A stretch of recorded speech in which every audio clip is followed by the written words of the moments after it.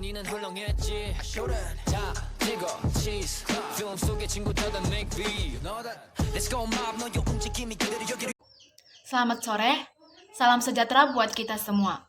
Yang terhormat, Ibu Sri Hartini, MPD, selaku guru pembimbing pembelajaran IPA kelas rendah, dan teman-teman kelas saya yang saya banggakan.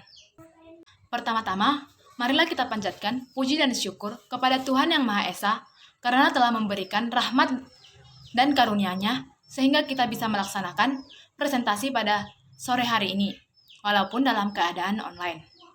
Adapun topik yang kita bicarakan dalam presentasi pada sore hari ini mengenai cuaca. Saya Ekin Febiola Manalu, selaku moderator akan membimbing jalannya diskusi ini. Sebelum menyampaikan materi, saya akan memperkenalkan nama-nama anggota kelompok 4. Yang pertama, Ekin Febiola Manalu, NPM 20140153, selaku saya sendiri. Yang kedua, Hotmarnida Tiurmawati Aritonang, NPM 20140159. Yang ketiga, Stella Octavia Pasaribu, NPM 20140207. Yang keempat, Selviana Nainggolan, NPM 20140202. Yang kelima, Sapna Hidayanti, NPM 20140199. Yang keenam, Sesti Redika Sihombing, NPM 20140203. Yang ketujuh, Natasha Hutagalung, NPM 20140168. Yang kedelapan, Riris Maulina Simatupang, NPM 20140189. Baik, materi pertama akan disampaikan oleh teman saya, Hotmarnida Tiurmawati Aritonang. Kepada teman saya, Hotmarnida Tiurmawati Aritonang, dipersilakan untuk menyampaikan materi. Perkenalkan, nama saya Hotmarnida Tiurmawati Aritonang. Di sini saya akan menjelaskan tentang pengertian cuaca. Cuaca adalah keadaan udara pada saat tertentu dan di wilayah tertentu yang relatif sempit dan pada jangka waktu yang singkat. Cuaca terjadi di lapisan troposfer, yaitu atmosfer yang paling tipis dan paling rendah.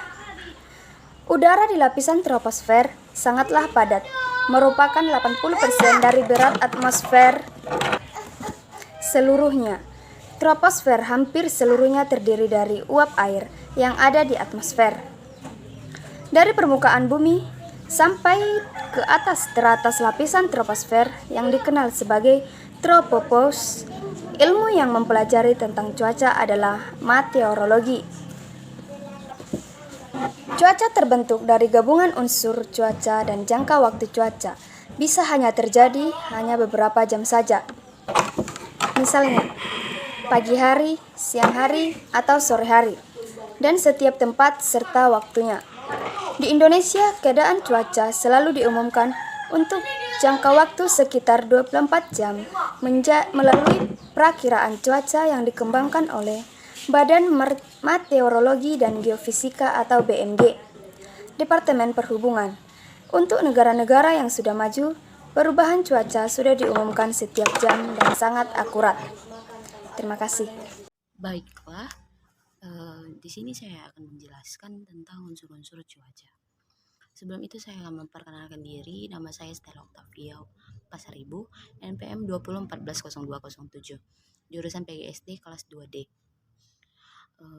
Langsung saja, unsur-unsur cuaca. Ada 3 unsur cuaca, yaitu sinar matahari, angin, dan air. Matahari menghasilkan energi yang dapat mengendalikan angin. Energi ini sangatlah kuat. Energi matahari yang menimpa planet bumi dalam seminggu lebih besar jumlahnya jika dibandingkan dengan energi yang dihasilkan oleh batu bara, bensin, dan bahan-bahan lain yang pernah dipergunakan manusia selama ini. Yang pertama itu ada sinar matahari. Sinar matahari yang dipancarkan ke bumi hanya sedikit diserap oleh lapisan atmosfer. Sebagian besar sinar matahari langsung diterima di permukaan bumi, kemudian dipantulkan kembali sebagian ke atmosfer. Hal ini yang menyebabkan suhu di lapisan atmosfer bawah paling tinggi di bagian yang dekat dengan permukaan bumi dan semakin rendah seiring dan naiknya ketinggian. Yang kedua itu ada angin. Setiap orang tahu bahwa udara beredar dalam bentuk tiupan, pusaran, arah angin, dan lain-lain. Meskipun demikian, pentingnya peredaran angin ini tidak begitu diketahui orang. Peredaran udara ini tidak sekedar suatu ciri cuaca, seperti matahari terbit atau turunnya salju. Namun, peredaran udara ini sangat berpengaruh terhadap perubahan cuaca. Peredaran udara dapat menghadirkan awan yang dapat menutup matahari di siang hari dan bintang-bintang di malam hari. Udara juga dapat membawa salju, hujan es, kekeringan ataupun banjir. Angin merupakan salah satu unsur cuaca dan iklim. Angin adalah udara yang bergerak dari tekanan udara tinggi ke daerah bertekanan udara rendah. Ada beberapa hal yang penting yang perlu diketahui tentang angin, yaitu kecepatan angin. Kecepatan angin ditentukan oleh beberapa faktor antara lain besar kecilnya gradien barometrik, relief permukaan bumi, ada tidaknya tumbuh-tumbuhan, tinggi dari permukaan tanah. Yang kedua itu adalah kekuatan angin. Kekuatan angin ditentukan oleh kecepatannya. Makin cepat angin bertiup, maka makin tinggi atau besar kekuatannya. Yang ketiga, arah angin. Udara mengalir dari daerah maksimum ke daerah minimum. Pembelokan arah angin terjadi karena adanya rotasi bumi dari barat ke timur dan area bumi bulat. Yang terakhir ada macam-macam angin. Angin dapat digolongkan menjadi 3 macam, yaitu angin tetap, yaitu angin yang arah tiupnya tetap sepanjang tahun. Angin periodik, yaitu angin darat, angin laut, serta angin musim, sering disebut dengan angin musim. Yang terakhir itu ada angin lokal, yaitu angin tertiup pada daerah tertentu dan waktu tertentu. Misalnya angin kumbang, angin fon, angin berubu, dan lain-lain. Dan unsur yang ketiga ada air. Air merupakan senyawa kimia yang sangat penting bagi kehidupan makhluk hidup di bumi ini. Fungsi air bagi kehidupan tidak dapat digantikan oleh senyawa lain. Penggunaan air yang utama dan sangat vital bagi kehidupan adalah sebagai air minum. Hal ini terutama untuk mencukupi kebutuhan air di dalam tubuh manusia itu sendiri. Kehilangan air untuk 15% dari berat badan dapat mengakibatkan kematian yang diakibatkan oleh dehidrasi. Sekian penjelasan saya tentang unsur-unsur cuaca. Terima kasih. Tentukan oleh kecepatannya. Makin cepat angin bertiup, maka makin tinggi atau besar kekuatannya. Yang ketiga, arah angin. Udara mengalir dari daerah maksimum ke daerah minimum. Pembelokan arah angin terjadi karena adanya rotasi bumi dari barat ke timur dan area bumi bulat. Yang terakhir ada macam-macam angin. Angin dapat digolongkan menjadi 3 macam, yaitu angin tetap, yaitu angin yang arah tiupnya tetap sepanjang tahun. Angin periodik, yaitu angin darat, angin laut, serta angin musim, sering disebut dengan angin musim.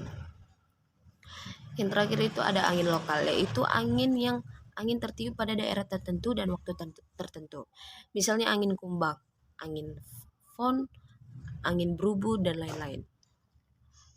Dan unsur yang ketiga ada air. Air merupakan senyawa kimia yang sangat penting bagi kehidupan makhluk hidup di bumi ini. Fungsi air bagi kehidupan tidak dapat digantikan oleh senyawa lain. Penggunaan air yang utama dan sangat vital bagi kehidupan adalah sebagai air minum. Hal ini terutama untuk mencukupi kebutuhan air di dalam tubuh manusia itu sendiri. Kehilangan air untuk 15% dari berat badan dapat mengakibatkan kematian yang diakibatkan oleh dehidrasi. Sekian penjelasan saya tentang unsur-unsur cuaca. Terima kasih. Selamat siang, perkenalkan nama saya Selviana Nenggolan. Saya dari Prodi PGSD kelas D semester 2 dengan NPM 2014-0202. Di sini saya akan melanjutkan pembahasan materi dari teman saya Stella Octavia Pasaribu mengenai unsur-unsur cuaca. Di mana unsur-unsur cuaca ini terdiri dari radiasi matahari. Radiasi yang dipancarkan matahari, walaupun hanya sebagian kecil yang diterima permukaan bumi, merupakan sumber energi utama untuk proses-proses fisika atmosfer. Proses-proses fisika atmosfer tersebut menentukan keadaan cuaca dan iklim. Udara timbul karena adanya radiasi panas matahari yang diterima bumi. Tingkat penerimaan panas oleh bumi dipengaruhi oleh beberapa faktor seperti sudut datang sinar matahari, yaitu Sudut yang dibentuk oleh permukaan bumi dengan arah datangnya sinar matahari, makin kecil sudut datang sinar matahari, semakin sedikit panas yang diterima oleh bumi dibandingkan sudut yang datangnya tegak lurus. Dan ada lama waktu penyinaran matahari, makin lama matahari bersinar, semakin banyak panas yang diterima bumi. Keadaan muka bumi atau dataran dan lautan, daratan cepat menerima panas dan cepat pula melepaskannya. Sedangkan sifat lautan kebalikan dari sifat daratan. Banyak sedikitnya awan, ketebalan awan mempengaruhi panas yang diterima bumi. Dan yang kedua ada suhu udara. Dan yang terakhir hujan. Hasil akhir dari perpaduan unsur-unsur cuaca adalah hujan. Suatu kejadian hujan biasanya disebabkan bukan hanya karena suatu tipe gerakan udara, melainkan oleh gabungan dari beberapa tipe gerakan udara. Ada dua tipe utama dan tipe penting sumber curah hujan di Indonesia. Tipe utama terdiri dari curah hujan konveksional dan curah hujan orografik. Sedangkan tipe penting berkaitan dengan curah hujan siklonik di sekitar perairan Indonesia dan curah hujan konvergensi oleh zona konvergensi intertropis yang bergerak ke selatan dan ke utara. Penyebab curah hujan konveksional adalah gaya apung konveksi akibat pemanasan permukaan bumi oleh radiasi matahari. Dan penyebab curah hujan siklonik adalah sirkulasi dengan pusat tekanan rendah yang mempunyai vortisitas maksimum. Berdasarkan jenisnya, di Indonesia dikenal hujan monsun, hujan ekuatorial, dan hujan sepanjang tahun. Hujan monsun terjadi pada daerah-daerah yang dipengaruhi angin muson. Hujan ini mempunyai satu puncak. Umumnya terjadi pada bulan Januari dan Februari. Hujan ekuatorial terjadi pada daerah-daerah yang dipengaruhi oleh gerak semu matahari. Nah, sekian penjelasan dari saya mengenai unsur-unsur cuaca. Terima kasih, selamat siang. Di mana suhu atau temperatur udara adalah derajat panas dari aktivitas molekul dalam atmosfer. Secara fisik suhu didefinisikan sebagai tingkat gerakan yang berasal dari molekul benda. Makin cepat gerakan molekulnya, maka makin tinggi suhunya. Benda dingin berarti suhu rendah, sementara berbagai tingkat suhu yang lebih tinggi disebut sebagai hangat atau panas. Selain itu, dalam meteorologi dikenal adanya pengukuran suhu maksimum atau termometer maksimum, suhu rata-rata atau termometer bola basah dan bola kering, dan suhu minimum atau termometer minimum. Suhu di permukaan bumi makin rendah dengan bertambahnya lintang dan juga makin rendah dengan bertambahnya ketinggian. Dan adalah yang ketiga, tekanan udara. Udara di atmosfer terdiri dari sejumlah gas. Gas-gas ini menekan ke bawah di permukaan bumi, memberikan kekuatan yang kita sebut tekanan atmosfer atau tekanan udara. Perubahan tekanan diukur dengan alat yang disebut barometer. Satuannya adalah milibar atau MB. Perubahan tekanan udara membuat angin bertiup, membawa massa udara. Udara biasanya bergerak dari daerah bertekanan tinggi ke daerah bertekanan rendah, dan ini menghasilkan angin. Dan yang keempat ada angin. Angin adalah udara yang bergerak yang diakibatkan oleh rotasi bumi, dan juga karena adanya perbedaan tekanan udara di sekitarnya. Angin diberi nama dari mana ia bertiup. Misalnya angin timur, artinya angin yang bertiup dari timur. Angin selatan adalah angin yang bertiup dari selatan. Angin mempunyai arah dan kecepatan. Arah angin dinyatakan dengan satuan derajat atau dalam arah mata angin. Misalnya angin timuran adalah 90 dan kecepatannya dinyatakan dalam menit per detik, kilometer per jam, atau knot.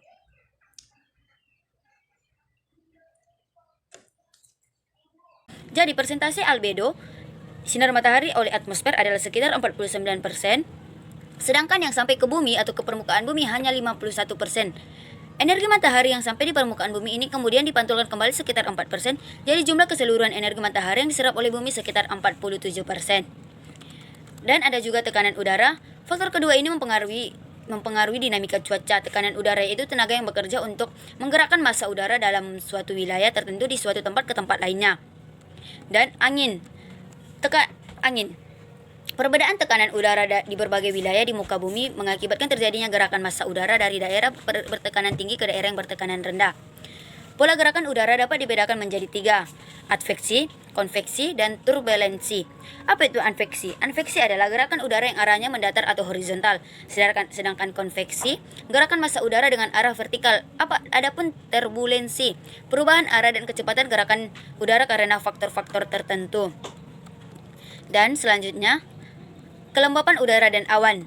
Massa udara terdiri atas berbagai macam gas dengan kandungan yang berbeda-beda. Salah satunya adalah uap air.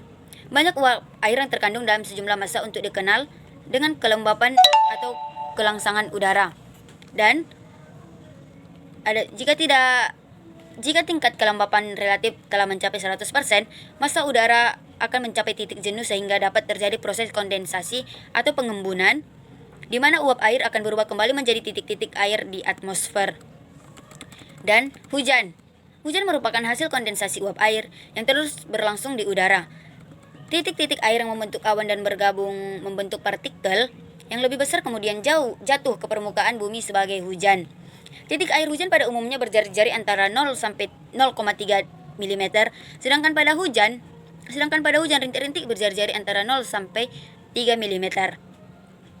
Dan itulah ada beberapa penyebab terjadinya perubahan cuaca di permukaan bumi. Terima kasih. Jika ada salah kata saya mohon maaf. Assalamualaikum warahmatullahi wabarakatuh. Assalamualaikum warahmatullahi wabarakatuh. Perkenalkan, nama saya Sabna Hidayanti. Saya prodi PGSD semester 2 kelas 2D NPM 201401999. Di sini saya akan menjelaskan tentang terjadinya perubahan cuaca. Apa penyebab cuaca berubah? Pertama-tama saya akan menjelaskan apa itu perubahan cuaca. Perubahan cuaca adalah salah satu yang dapat menyebabkan dampak negatif bagi efektivitas yang ada dalam kehidupan sehari-hari. Jika cuaca berubah, maka akan berubahnya suatu keadaan.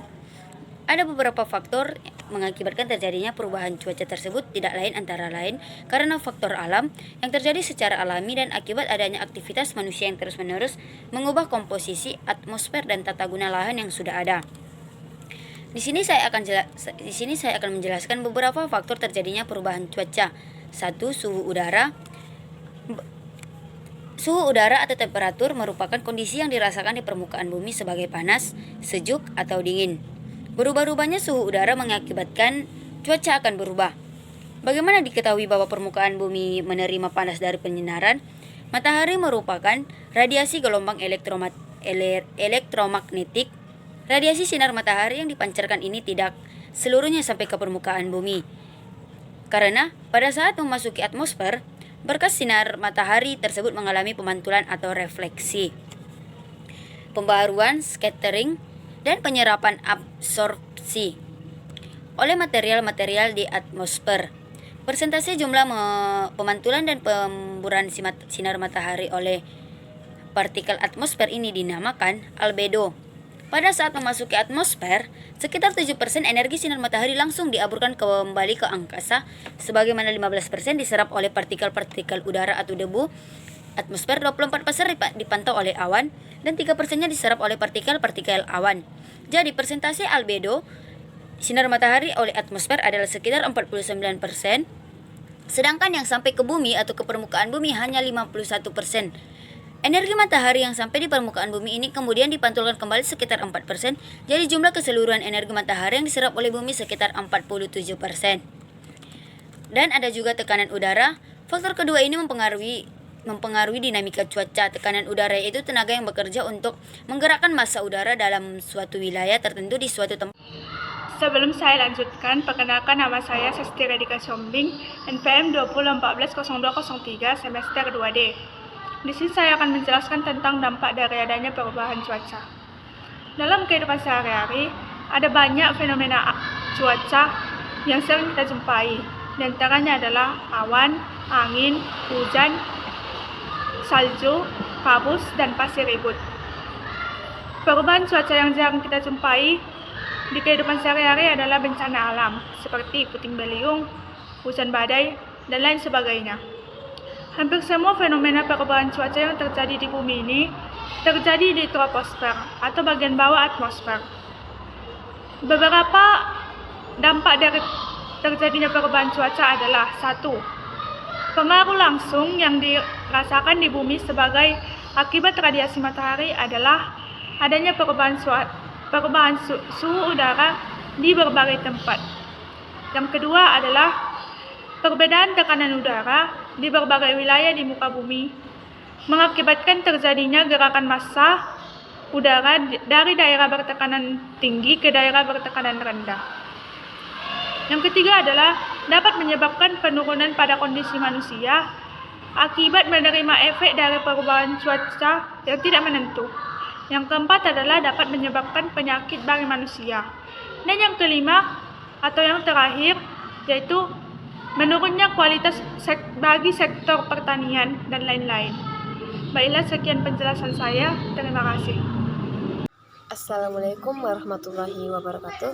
Perkenalkan, nama saya Natasha Togalung, NPM 2014-0168, Prodi PGSD.